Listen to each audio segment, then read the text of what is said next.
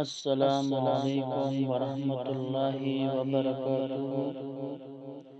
عزتمندو مونږ بنن تاسو ته دویم نمبر مسله ذکر کوو د مسائل رمضان په حواله سره.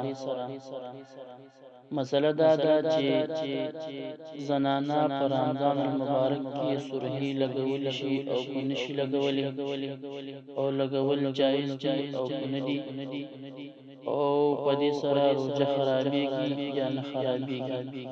خو د هغې نه وړاندې که چېرته تاسو زموږ په چینل باندې نوي یې زموږ چینل سبسکرایب کړئ او د نورو ملګرو سره یې مخکې شیر کړئ.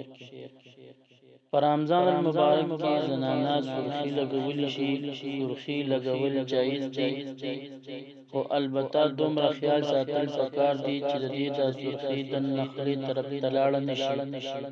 خو چېرته خولې ته لاړه شي نو په دې سره روژه مکروهه کېږي. دا ذکر احسن الفتاوی کړی.